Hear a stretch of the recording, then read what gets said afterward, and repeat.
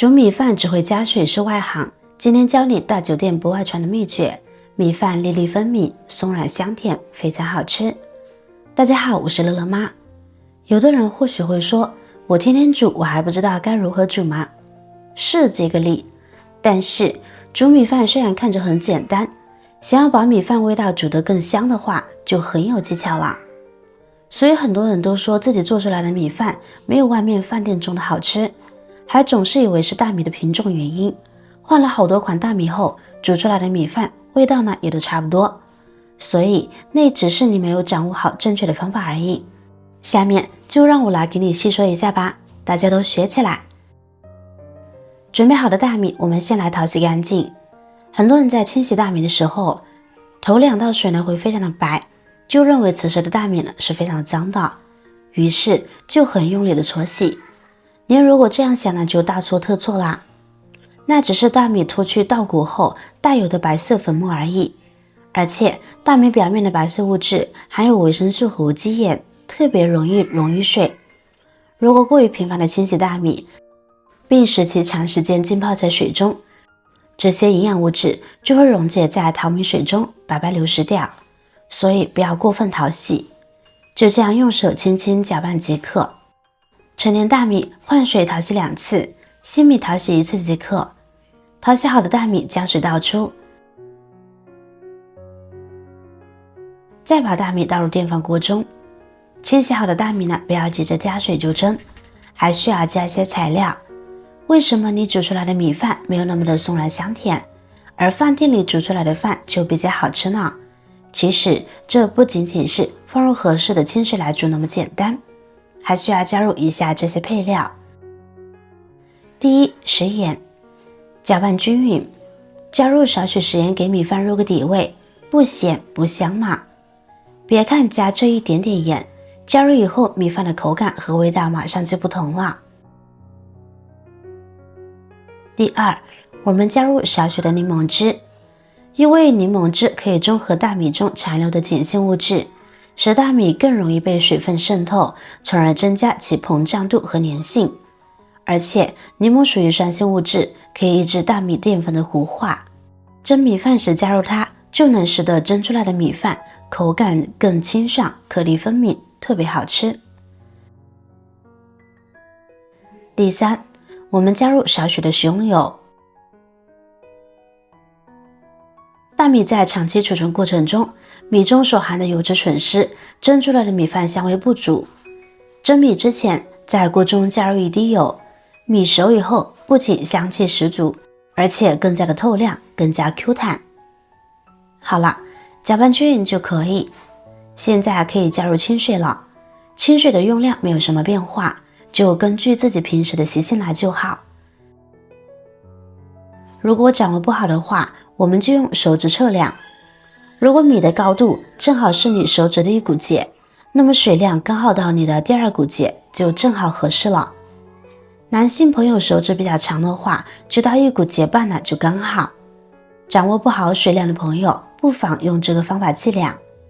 那么下次您心里呢就有个尺了。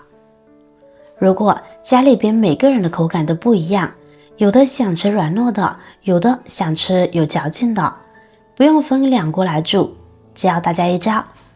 我们将大米淘到一边，一边高一边低，这样多的这边呢就有嚼劲，少的这边呢就会相对软糯一些了。这就针对家里有不同需求的朋友可使用的方法。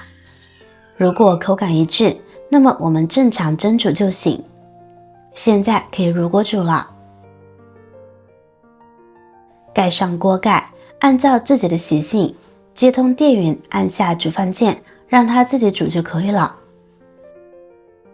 这个时间我们来说说淘米水。淘米水可是个好东西，大家淘洗大米之后呢，不要急着扔掉。淘米水是呈弱碱性的，里面呢还有一些蛋白质和一些微量元素，我们完全可以将它利用起来，会发现其实它还有不少的妙用哦。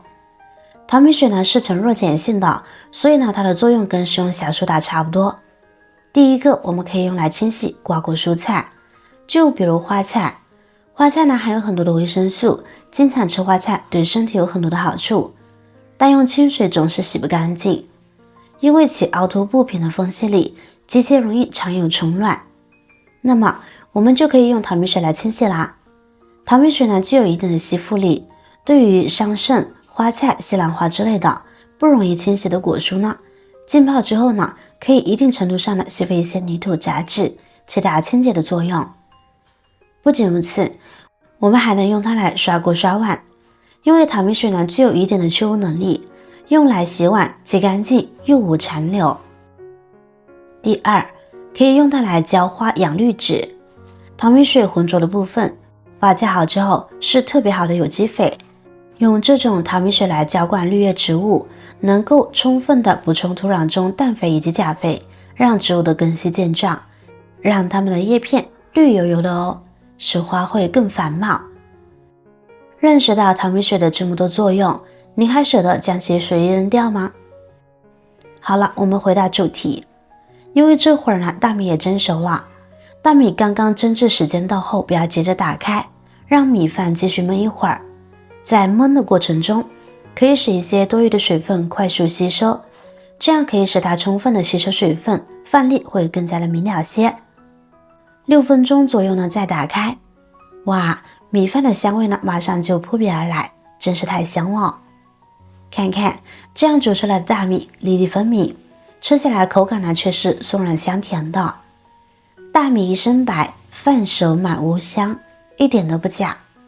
大米作为日常生活中常见的主食，它色泽洁白，口感香甜软糯。无论是在各大家宴，还是在家庭的一日三餐，都常常见到它的身影。因为它可以帮助菜肴味道更上一层楼。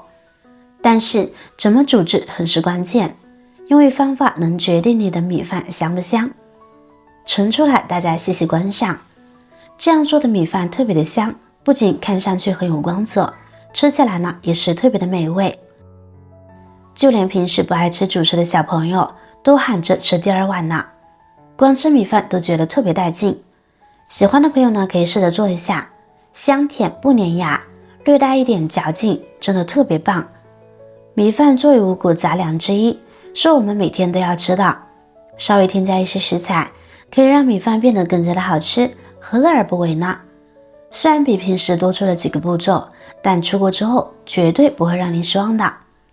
好了，今天的视频分享呢就到这儿了，大家无论多忙多累，也要记得按时吃饭，保持健康饮食。如果你也喜欢这道美食，请您给我点个赞吧，让我们共同拥有美好的生活。希望这个夏天每个人都能够吃出幸福滋味。不要忘了关注订阅我的频道哦，下期继续分享更多生活小妙招。我是乐乐妈，再见。